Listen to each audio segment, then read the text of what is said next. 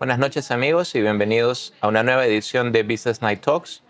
Hoy tenemos el gusto de que nos acompañe Gabriel Álvarez, director gerente del Grupo San Pablo. Gabriel, muchas gracias por estar aquí y bienvenido. Gracias, Jorge, por la bienvenida. Es un gusto. Qué bueno. Gabriel, cuéntanos un poco del Grupo San Pablo. ¿Qué es el Grupo San Pablo? ¿Qué constituye? El grupo comienza en realidad en salud. Mi padre, él es cardiólogo, cirujano cardiovascular. ¿Ya? Hace sus estudios y su formación en la Universidad de Trujillo. Luego, en Brasil, lleva la especialización en cirugía cardiovascular. Y cuando regresa a Lima, comienza operando en diversas clínicas. Estamos hablando de los años 80 todavía, ¿no?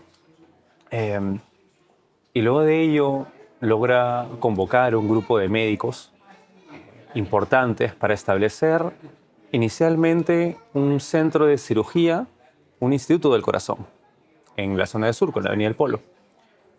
Luego de ello, esta clínica crece, estamos hablando ya del año 90.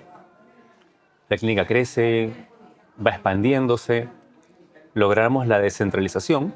Fuimos una de las primeras clínicas en crecer a Lima Norte, a San Juan de Miraflores, a salir a Huaraz, Trujillo, Arequipa, hasta el final contar con 9, 10 clínicas en el país, así como diferentes unidades ancillarias en salud, que proveen soporte como laboratorio, imágenes, una flota de ambulancias, unidades remotas que apoyan en Lemería y demás.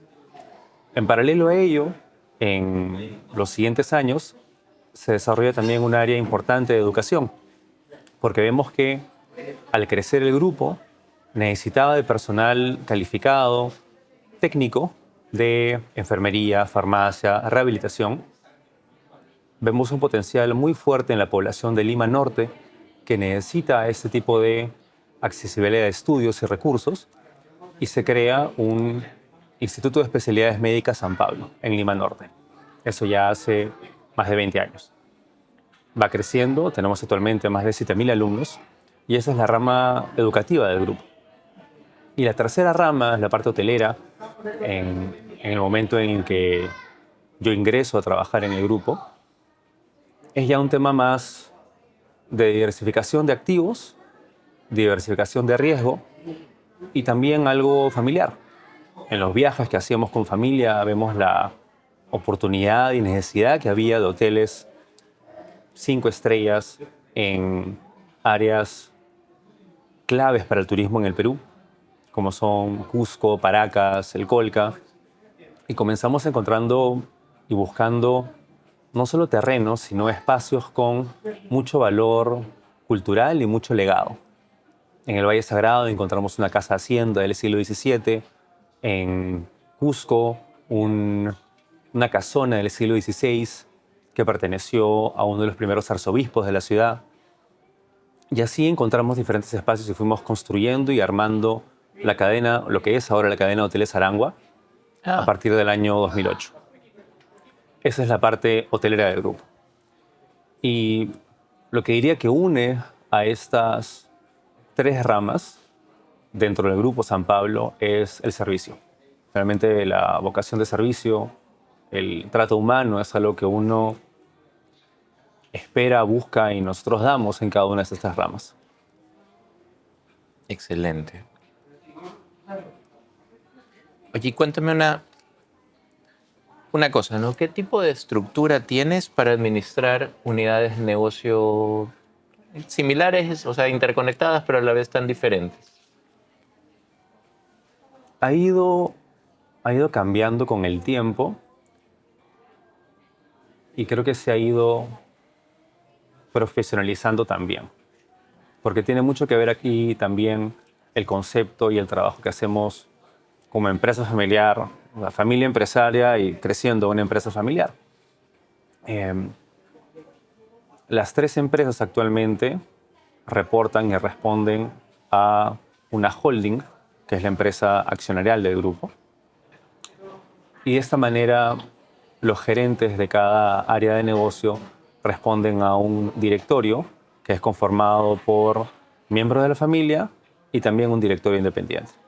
Esta ha sido la manera que hemos tratado de trabajar una cultura organizacional más transparente eh, y que nos pueda ayudar para crecer en el futuro.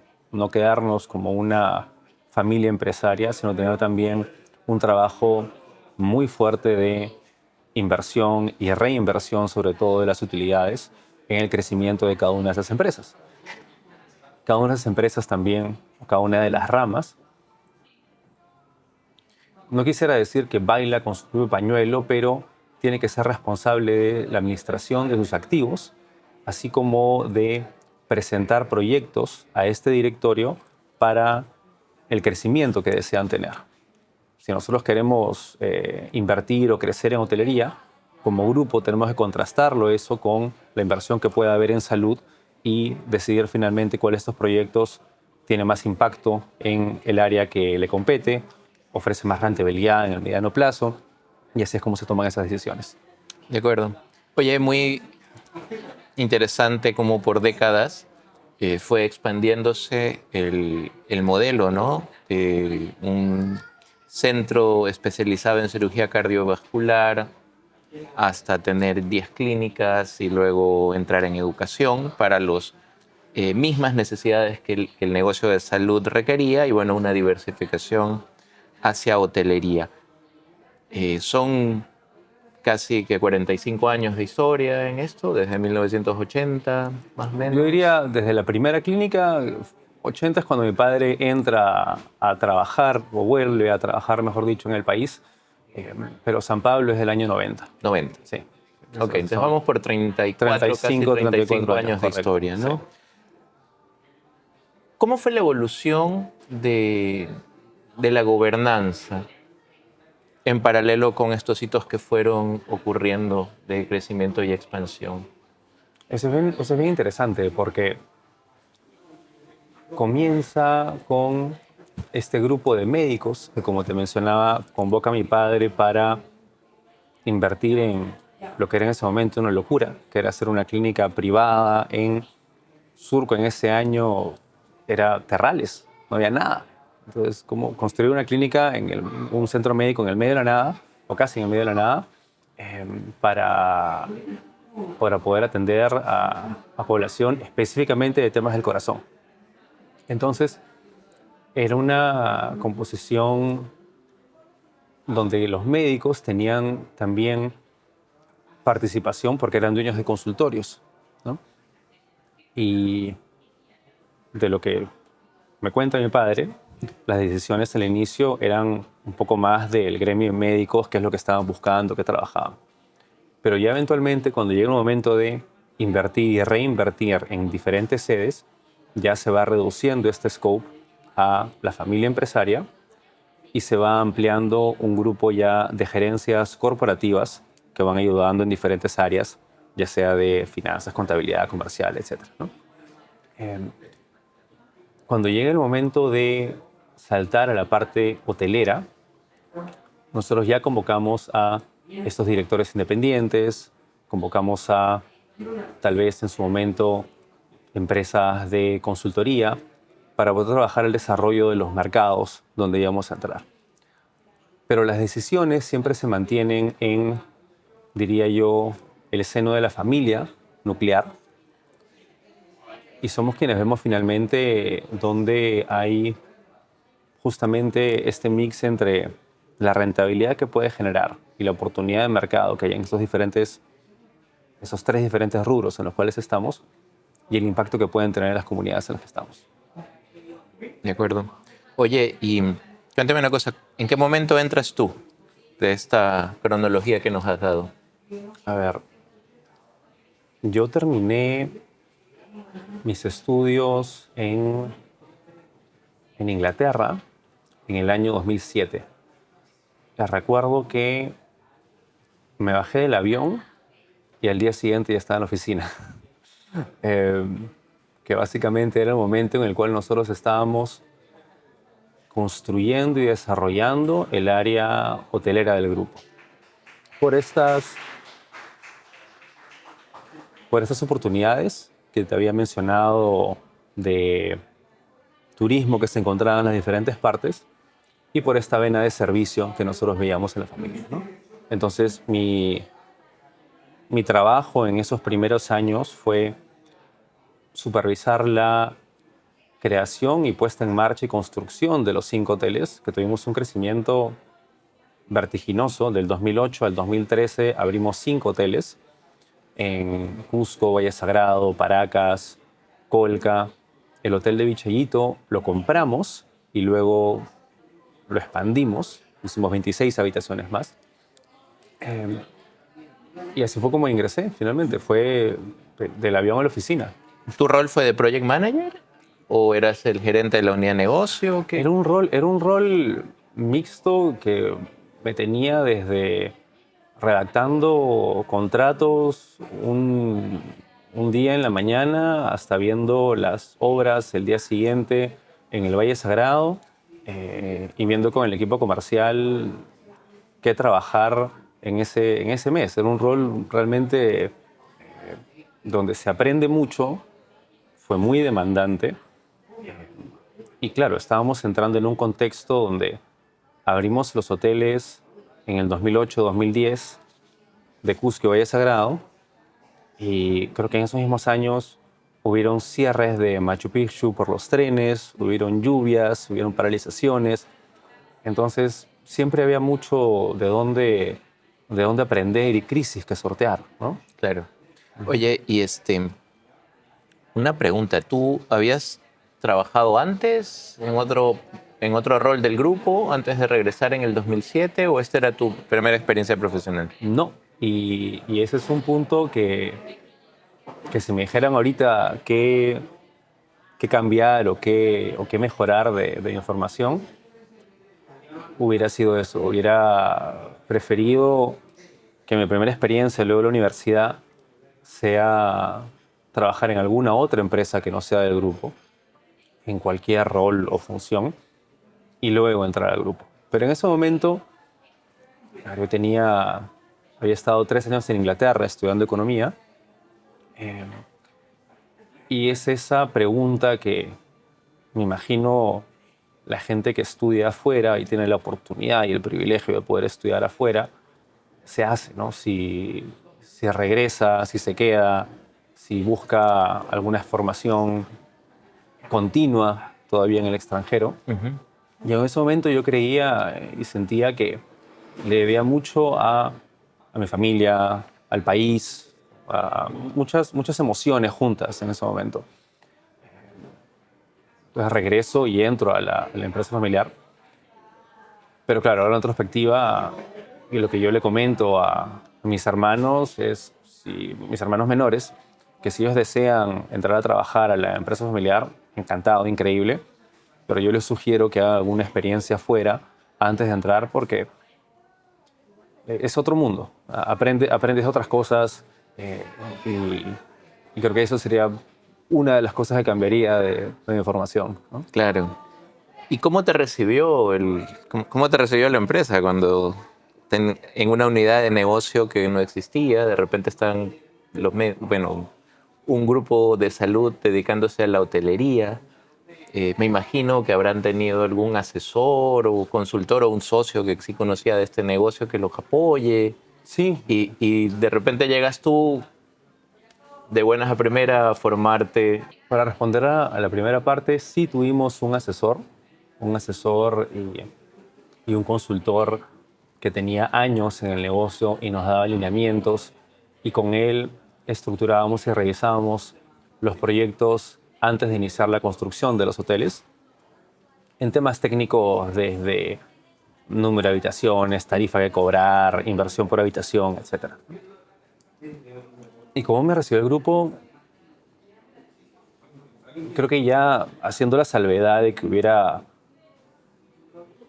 podido haber trabajado en otra empresa antes de entrar al grupo, entrar en una unidad nueva fue menos traumático, considero, que si hubiera entrado a trabajar en la parte de salud como recién egresado. Claro.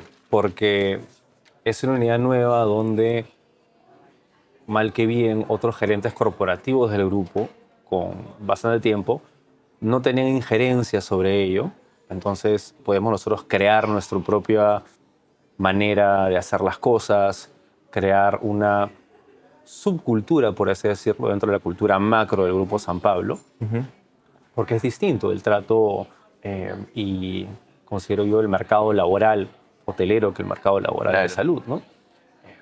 Y de esa manera fue menos traumático para mí también entrar de esa manera en el grupo, en la parte hotelera, que si hubiera entrado directo a la parte de salud. Y luego cuando paso a ver temas corporativos en el área de salud, ya tenía yo relaciones y vínculos formados con algunas gerencias corporativas del grupo y áreas clave del grupo Claro. para poder llegar a un mejor, no sé cómo llamarlo, entendimiento, negociaciones internas, ¿no? Claro. Cosas ya de política corporativa. Oye, si me permites, hagamos una pausa aquí para profundizar un poquito, Claro, que está claro. recontra interesante. Entonces llegas a una unidad de negocio nueva. Supongo que tuviste mucho espacio para escribir los manuales con tu puño y letra y de las personas que estaban contigo, ¿no? ¿Cómo fue? ¿Cuáles fueron las cosas clave al inicio cuando estabas en esa etapa preoperativa? ¿Y cómo migró cuando ya tenías los hoteles funcionando en el 2010? Creo que en la parte preoperativa, que es algo que me faltaba y que recién lo encuentras cuando estás en el hotel atendiendo al huésped, yo me enfocaba mucho en el P&L. O sea, toda mi vida era P&L en las proyecciones. Ya en tal año tenemos que vender tantos números de cuartos, con tanta tarifa, para que sea rentable lo que estamos invirtiendo acá, etcétera, etcétera. Y nuestro número de CAPEX para el siguiente año tiene que ser X, Y, Z, ¿no? Creo que en la parte preoperativa estaba yo muy involucrado en ello.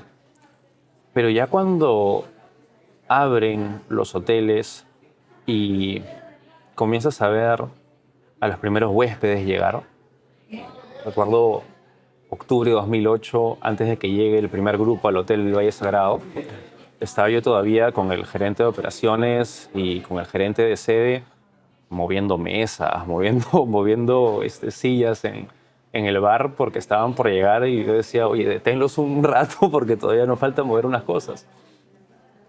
Una vez que abren los hoteles, ya considero que mi visión se vuelve más completa, porque ya ves la parte del punto de vista del huésped.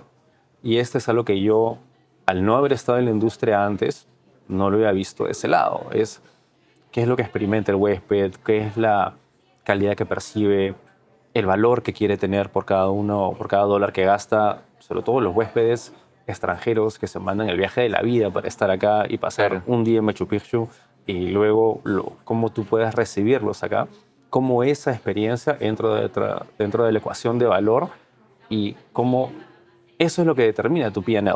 No es finalmente lo que tú armes en la pizarra o cuánto cobres, es la calidad humana que tú puedes dar dentro de cada espacio del hotel y desde la experiencia pre-arribo, etcétera, para poder llegar a ello. Creo que así es como cambia mi visión en todo caso, o cómo, más que cambia, cómo se complementa una vez que ya tienes el hotel en marcha y lo ves como un producto vivo. Me imagino que tú tenías algún tipo de expectativa desde tus propios viajes familiares o personales, el diferente nivel de servicio que recibiste en los hoteles, cómo te trataron y de alguna manera tratabas de acomodar eso dentro de la cadena que estabas empezando a dirigir. Sí, ciertamente uno recoge experiencias de viaje, uno recoge técnicas de servicio, pero lo que uno no puede enseñar en un manual es, considero yo, la amabilidad que puede tener ¿cómo te puedo decir esto? Un peruano como para recibirte en tu casa. Eso es algo que considero yo, al menos en Latinoamérica, nadie nos gana en ello. Y lo vemos constantemente en los reviews que tenemos en los hoteles de Cusco, en los hoteles de Vichayito, la calidad humana que ven nuestros huéspedes y que ellos reciben y respiran es algo que, por más viajes que yo haya tenido y que pueda agarrar y decirles, ya, el manual es esto, eso no se puede enseñar. ¿Tú crees que hay algo intrínseco en el peruano que lo hace cálido o lo hace amable, atento? Es una percepción bien, muy mía, pero creo que el haber sufrido y el haber pasado por tanto te puede hacer cálido. Y la resiliencia y la adaptabilidad que hemos tenido por las N cosas que hemos pasado como sociedad y estamos pasando todavía, o te vuelve un canalla o te vuelve empático.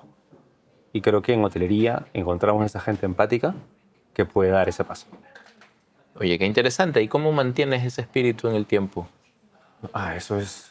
Ahí ya viene la parte de donde se junta la teoría con la práctica, ¿no? Porque tienes este...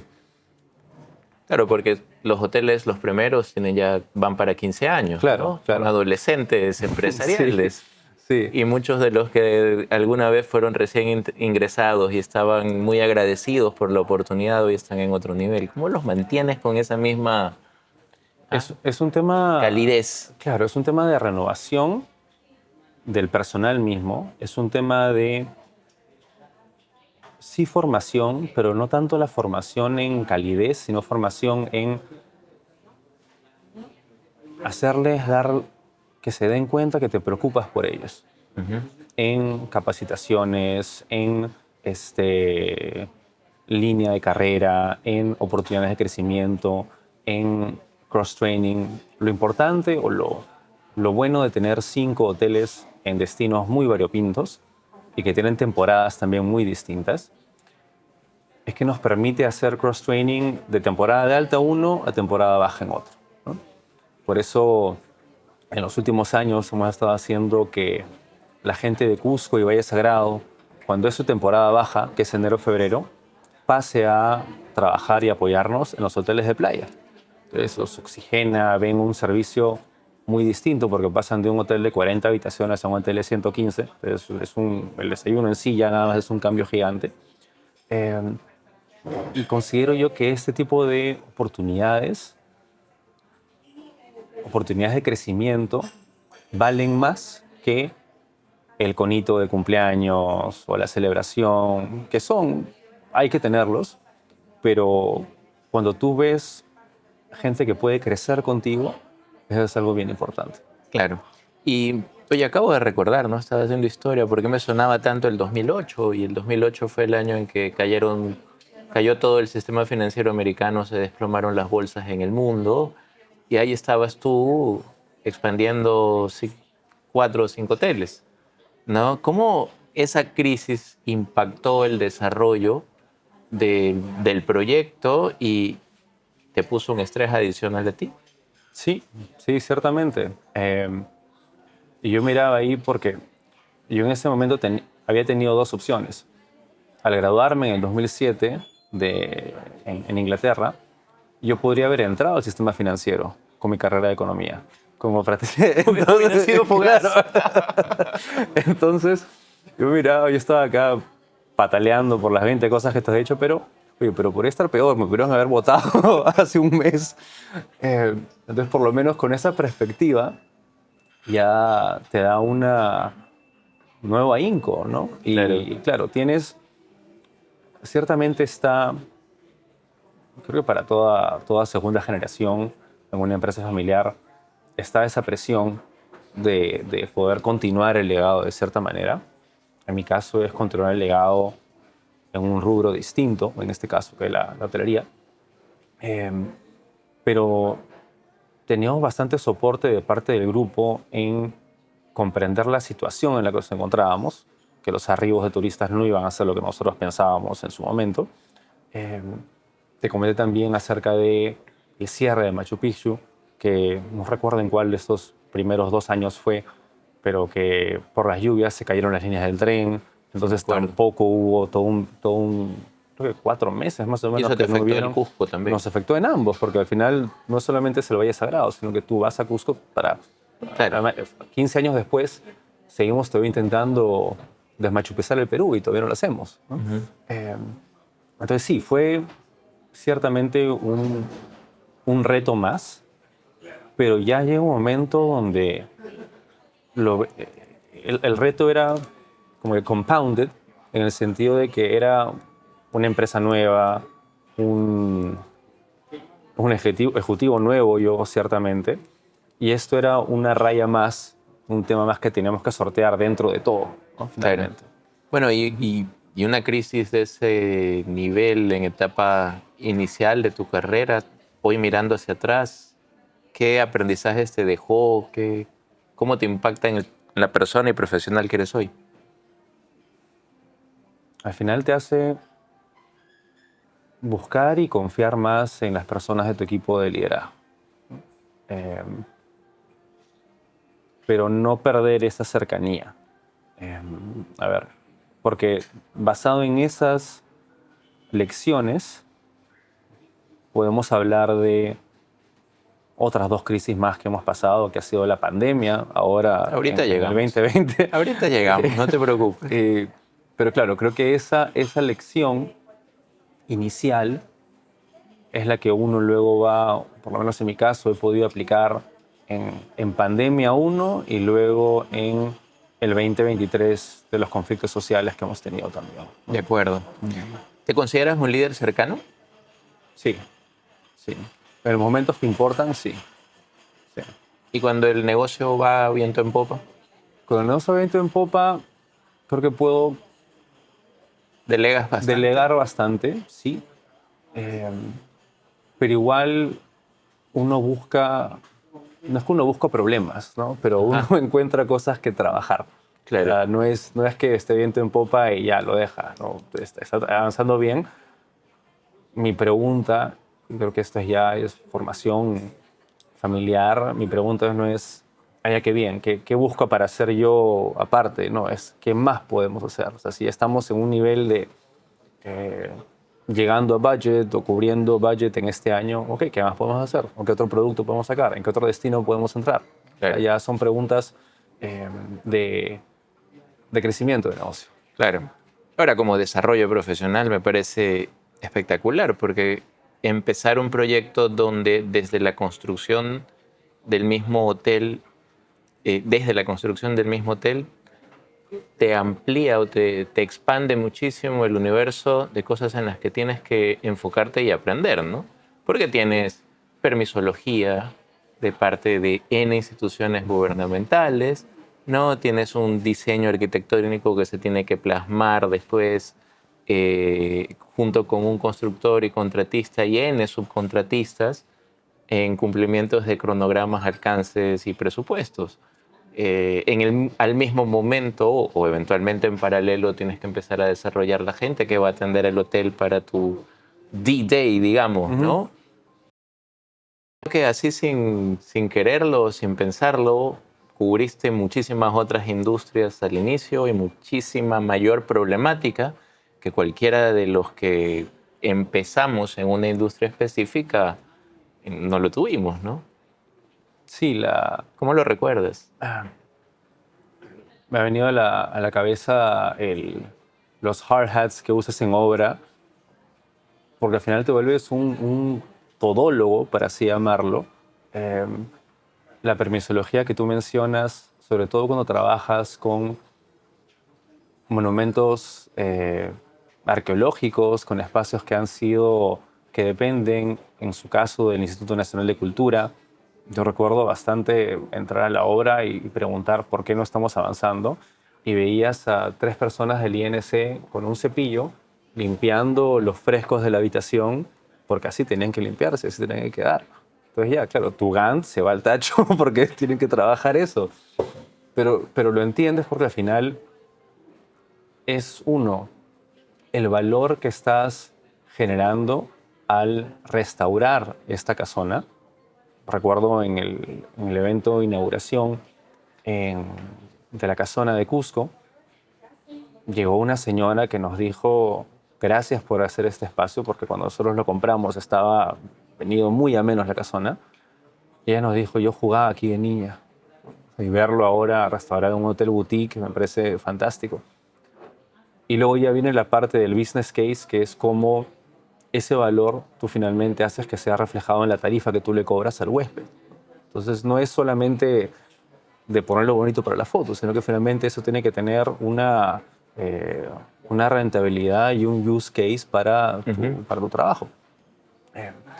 Y, y lo otro del tema de project management y cómo sí te hace enfocarte en varias industrias, creo que es algo que lo podemos ir viendo hasta ahora, porque los principios de construir un hotel o de crear algo casi de la nada, los aplicamos todavía cuando estamos viendo una expansión del instituto, cuando estamos viendo una expansión del Hotel de Paracas más recientemente, por ejemplo. Es interesante. Qué bueno. Bueno, no tenía idea que Arango era parte del grupo San Pablo. Y no, de verdad te felicito, pero yo me he quedado varias veces en la cadena. Para mí tiene la mejor relación, por lo menos en Valle Sagrado, Cusco, en Value for Money, y un nivel de servicio que lo recuerdo tal cual como me lo estás describiendo. Así que, bien por eso. Bueno, gracias. Gabriel, ¿en qué momento te pasas a mirar también las otras unidades de negocio? Esto ocurre una vez que ya están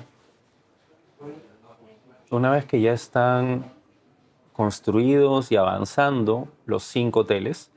En el año 2013 abrimos Paracas y Colque y ahí eran 5 hoteles. Estuve manejándolos por 2 años, más o menos. Y luego me tomo un año sabático. Me tomo un año para salir porque, claro, había pasado, como te comentaba, de la universidad al avión, a la oficina directamente. Me tomo un año sabático y de regreso... ¿Qué año fue el sabático? El sabático fue el 15 o el 16. 2015 o 2016, uno de esos dos. Y de regreso ya a... Primero que nada, conversar con mi padre sobre mi involucramiento en las empresas, sobre las expectativas que también tenía él sobre mis funciones, sobre el grupo y demás. Y entro a ver algunos temas ya corporativos. Tenemos un gerente dentro del área hotelera y paso yo a una dirección ejecutiva y viendo expansión del instituto de especialidades médicas, viendo también proyectos del área hotelera y viendo dentro del grupo específicamente el área de tecnología, que en ese momento nosotros en la parte de salud estábamos comenzando con la implementación de la historia clínica electrónica, estamos comenzando con la implementación de cambiando nuestro ERP de un legacy a SAP. Estamos viendo temas de telemedicina, inclusive antes de pandemia tenemos que en productos de telemedicina. Y ese fue mi involucramiento en la parte de salud, vino más por el área de tecnología. Okay. Y así comencé también a aprender de esa parte del business. ¿Y seguían teniendo socios médicos? Era cada vez menos. Era ya más un tema, como te comentaba, de accionariado de la familia. Porque el tener socios médicos, yo entiendo que hay clínicas que todavía lo manejan así de esa manera porque ha sido como que instituciones legacy que lo han venido manejando así.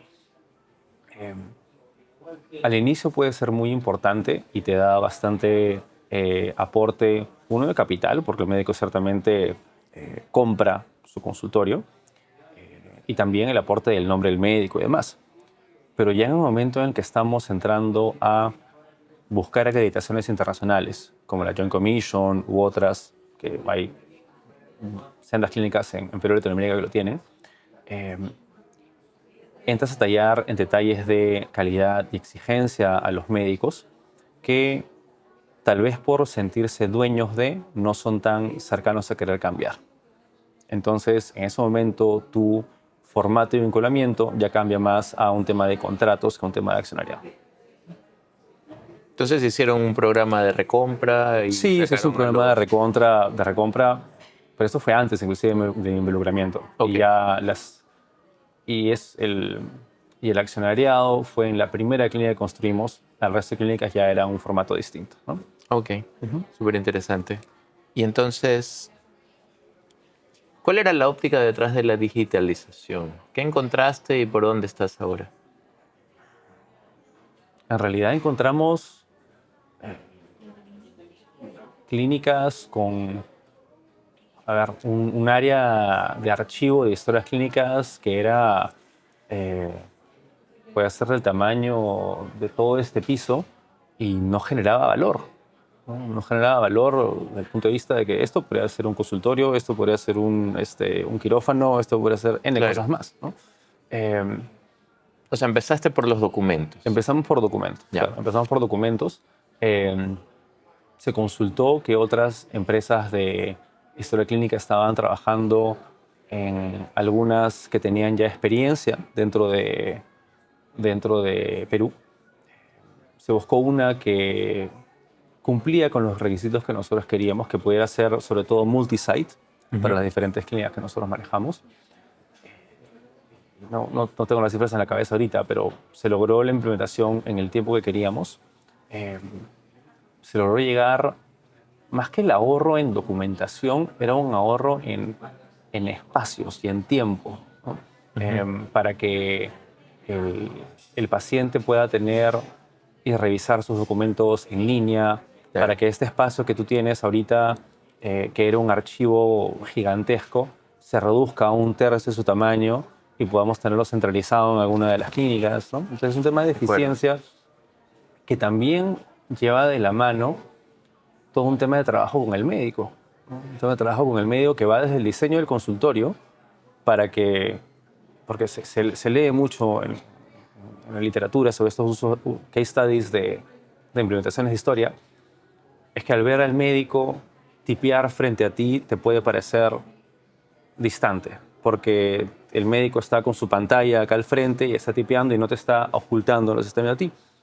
Entonces tu diseño del consultorio cambia, para que tú ya no estés sentado acá con el médico, sino estás sentado a tu costado y el médico tipea acá, ¿no? Entonces hay esa cercanía todavía y la pantalla no está entre los dos, sino está como que en un ángulo, ¿no? De acuerdo. Y todas esas cosas las vimos y creo que lo importante era también que eso se hizo progresivamente. Los rollouts comenzaron con nuestra clínica más compleja, que es la de la San Pablo de Surco, la primera de las clínicas, y luego fueron desarrollándose en el resto de clínicas del grupo. Normalmente en estos cambios tecnológicos, que creo yo que es la parte más fácil del cambio completo, porque luego tienes que cambiar una cultura o una forma de trabajo de personas que han tenido la misma rutina por mucho tiempo. ¿Qué hiciste o qué hicieron para hacer de este proceso un proceso exitoso? Se basó mucho en tener campeones usuarios y trabajar y promoverlos en vez de traer a gente de fuera. Porque tú puedes tener un muy buen médico, disculpa, y le enseñas de historia clínica electrónica, le enseñas de SAP, eran dos proyectos distintos, pero yo los veo como tecnología en general, ¿no? Y eso es mucho más valioso que traer a alguien de fuera y tratar de enseñarle tu vertical de negocio. Entonces, estos campeones que usualmente eran, te digo usualmente, pero algunos médicos de mayor edad nos daban sorpresas porque les encantaba y se sentían.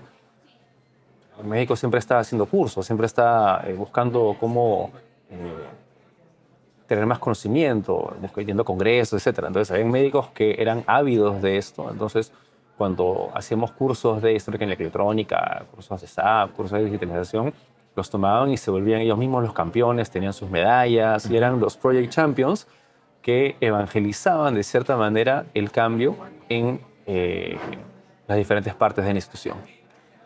Oye, tengo una pregunta que se me vino a la mente, no sigue con la hilación que tenía, pero ¿qué impacto ha tenido en el diseño o manejo de una clínica o mismo la relación de los médicos, la el crecimiento de los planes de seguro, ¿no?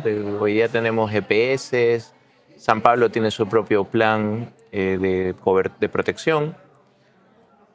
¿Qué cambios han generado esto?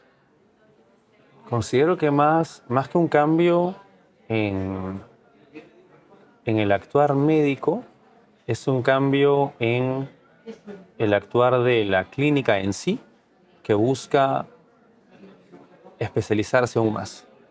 Porque teniendo tantos planes competitivos, teniendo clínicas que están integradas verticalmente con su compañía de seguros, etcétera, ¿no? Que es la competencia finalmente.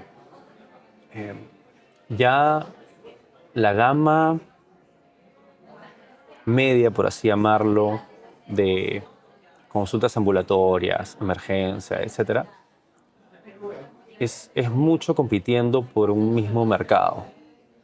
Y lo que te llama a ti como institución entonces es a especializarte, a trabajar en PET scan, a trabajar en una unidad importante de trabajo para pacientes quemados, en trabajar una emergencia, una sala de emergencia mucho más significada, ¿no?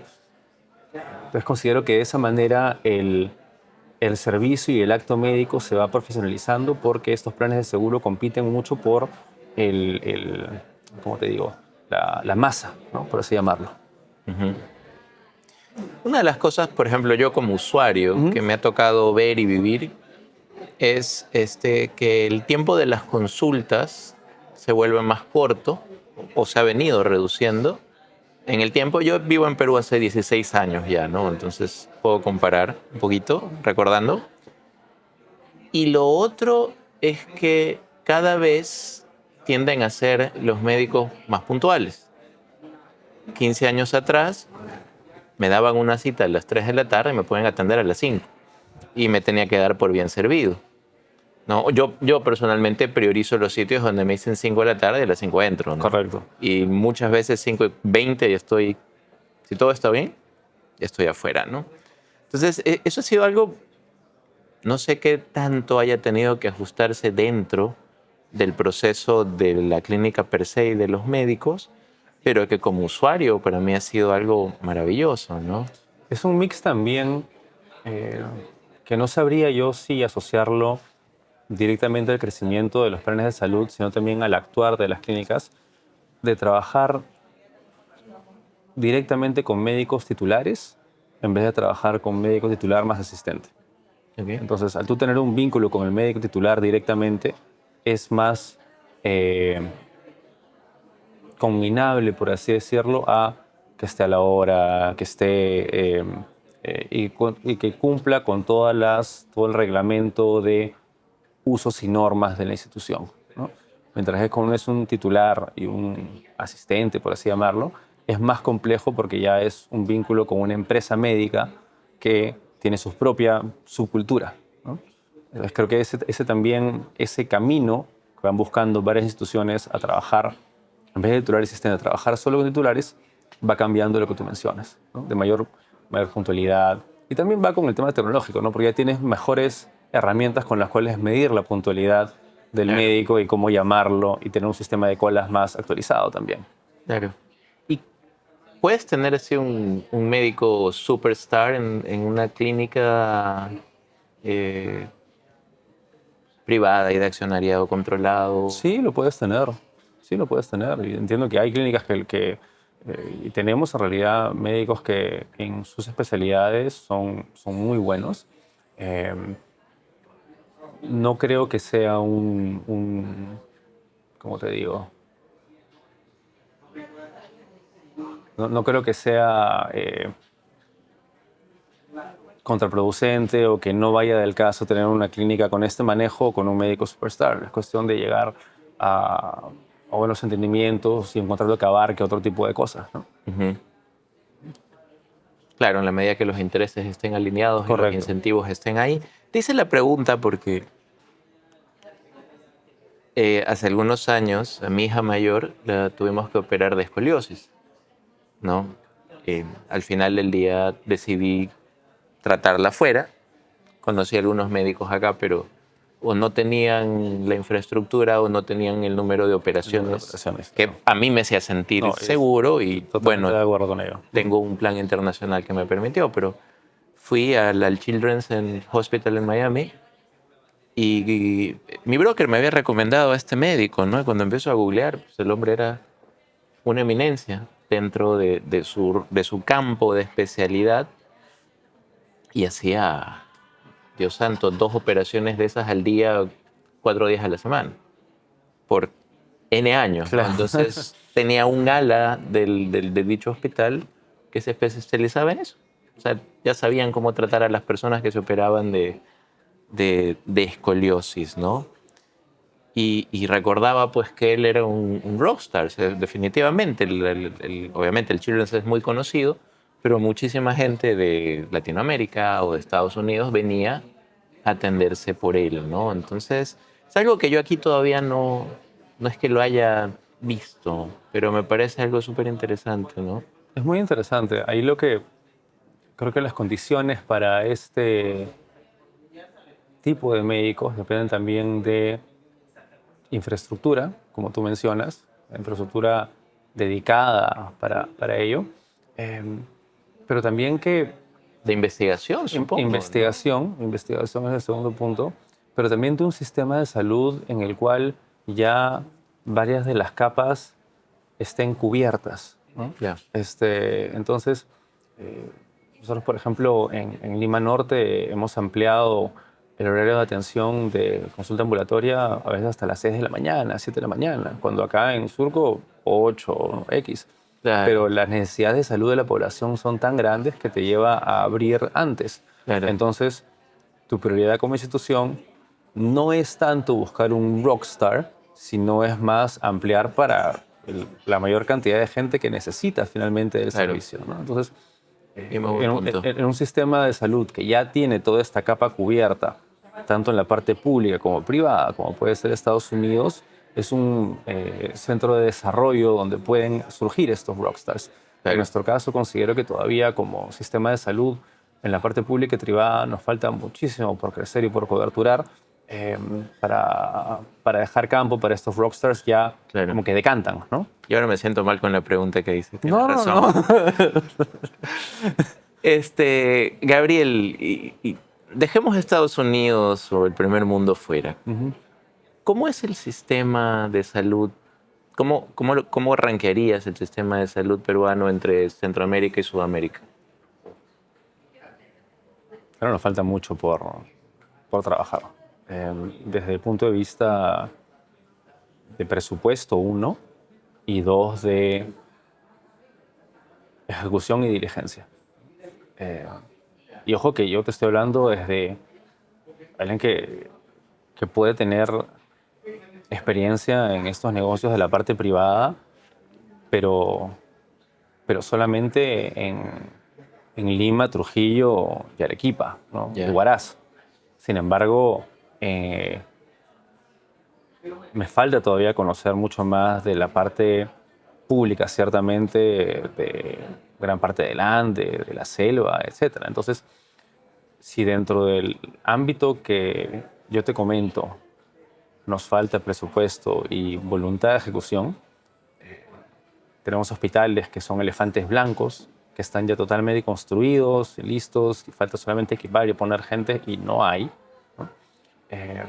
Y lugares donde, por ejemplo, hablando de salud mental, que es otro tema para mí muy importante, mirando toda la selva casi no hay ni psicólogos ni psiquiatras, porque todos son centralizados en Lima. Entonces estamos dejando totalmente ese lado de salud mental, una población casi abandonada, ¿no? Entonces hay mucho por hacer. Creo que es un tema de establecer prioridades, ¿no? Claro. ¿Y cuáles son las prioridades en tu grupo para los próximos 5 años? 5 a 10 años, no sé, vámonos un poquito más allá. Un poco más allá. Creo que es muy importante la consolidación del grupo en los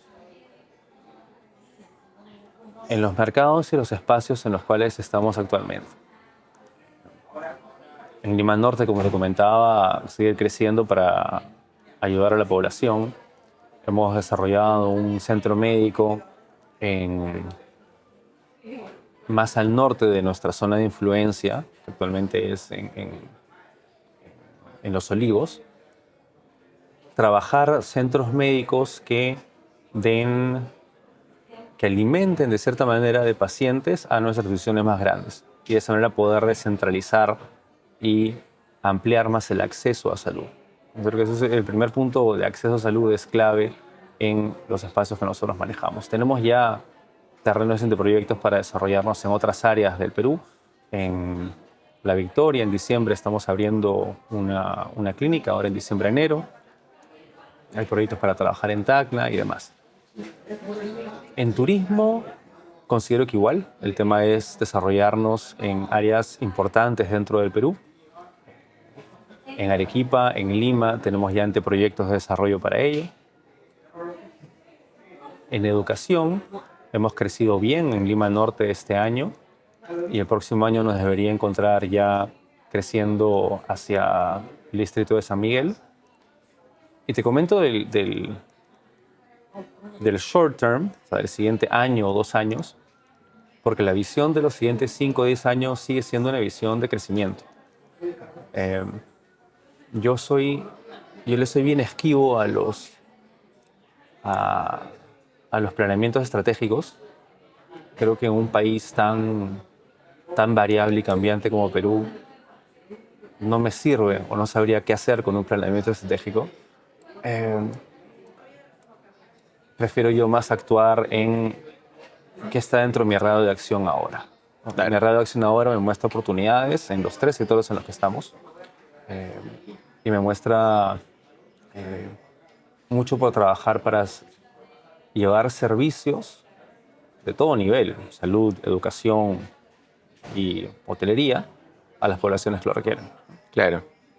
Yo fui un poquito más en los planes estratégicos, ¿no? Te marcan un norte, Eso sí, definitivamente, sí. pero obviamente el mundo no es ceteris paribus, como dirían los economistas. Subes, bajas, pero por lo menos sigues Tienes una idea de ello. Correcto. Una dirección, ¿verdad? ¿Qué te quita el sueño, Gabriel? La inseguridad. La inseguridad. Yo puedo agarrar y pensar, ya de acá a 10 años quiero esto, pero uno no sabe. Inseguridad ciudadana, inseguridad jurídica, inseguridad ciudadana principalmente. Sí. Lo principalmente nos afecta a nosotros en los rubros de la inseguridad ciudadana. Y la inseguridad ciudadana va unida a ¿cómo puedo frasear esto? No solo la inseguridad ciudadana, sino el hecho de que ya se haya interiorizado tanto que la pasamos como normal. Ya. O sea, ya tú no ves, por ejemplo, en las noticias, cuando un ómnibus interprovincial se cae, porque pasa todos los días. Si pasa todos los días, deja de ser noticia y deja de a ti sorprenderte. Uh-huh. Si pasa todos los días que revientan una granada en Lima Norte, ya la gente lo asume como normal y parte de su día. Y tú ves eso desde ni siquiera lejos, si no lo ves y te sorprende muchísimo. Claro. Eso me quita el sueño. Sí, bueno, es un tema preocupante, ¿no? Sin embargo, por el lado un poquito más claro, cuando hace poco vi un reporte de Arellano, ¿no? Uh-huh. Donde rankeaba muchos indicadores y si bien es cierto se ha deteriorado la seguridad en Perú, también es cierto que está muy bien posicionado en comparación con otros países de nuestra región, ¿no? Ahora te lo enseño. Ahí da un poquito más de perspectiva, ¿no? Pero sí todos coincidimos que esto está en deterioro la seguridad. Te quería preguntar también, hablando un poquito de recuerdo o de legado, ¿no? Me imagino que hay ciertas cosas, ciertos hitos del grupo que marcaron mucho, donde el rol de tu padre fue muy predominante y seguramente lo recuerdan de alguna forma.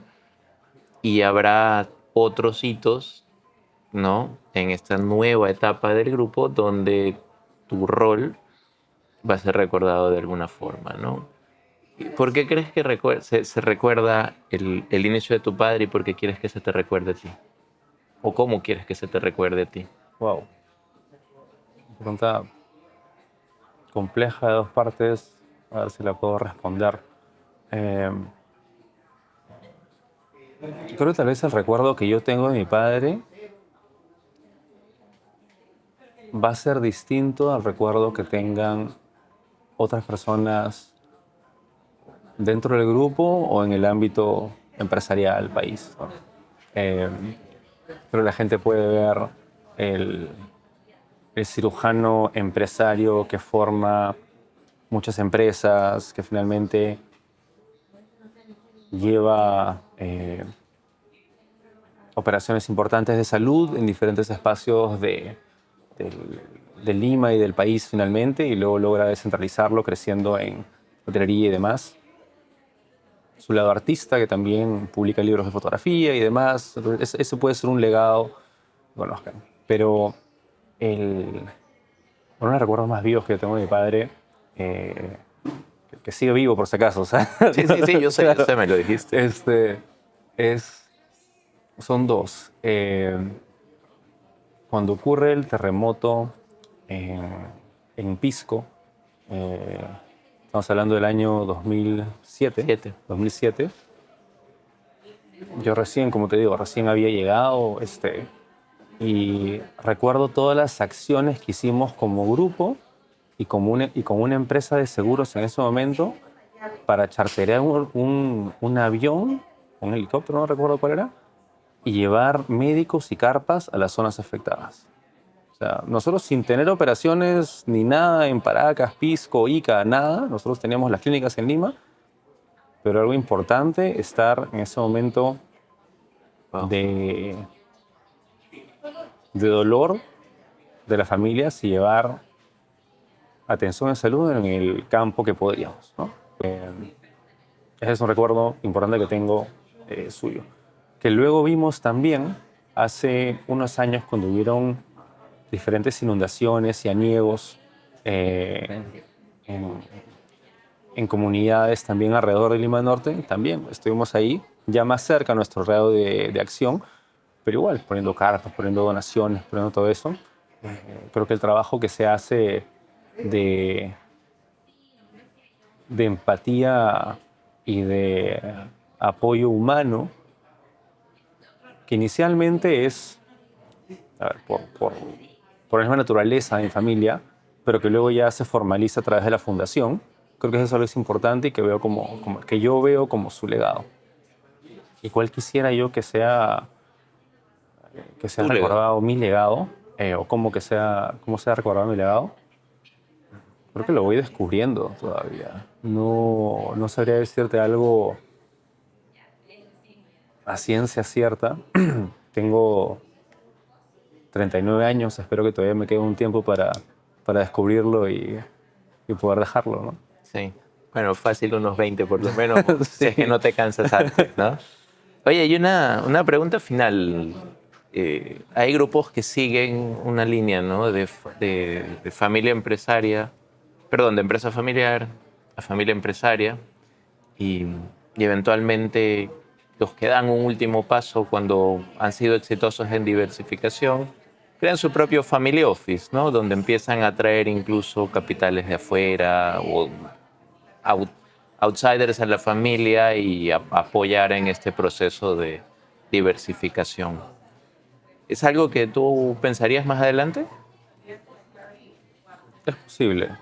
Todavía estamos en esa segunda etapa, como tú mencionas, de familia empresarial con un directorio, con miembros externos, eh, con establecimientos de gobierno corporativo, con lineamientos claros para las gerencias, trayendo gerencias cada vez más preparadas y más eh, con mayor formación en los rubros específicos en los que nos desarrollamos. Ujú. Por el momento estamos pudiendo sortear y trabajar estos retos de crecimiento con inversiones propias, y con algo de banca privada, etc. Claro. Más adelante, considero que si vemos las oportunidades y la demanda en el mercado, podríamos trabajar lo que tú mencionas, ¿no? Sí. Interesante. Oye, muy interesante todo lo que nos has contado hoy día, Gabriel, la verdad. Pero ya creo que el tiempo nos está ganando. Quería pedirte un favor, des unas 2 o 3 recomendaciones finales a la audiencia, ¿no? Más o menos que sinteticen tu aprendizaje.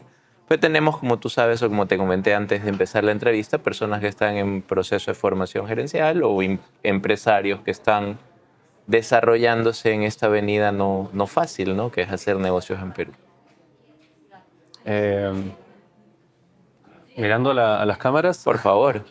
bueno, ante todo, gracias Jorge por la oportunidad, por la experiencia. Creo que algo que estoy aprendiendo a aprender, es que uno debe enamorarse del trabajo. Que las luces y las bambalinas y todo ello no es el trabajo.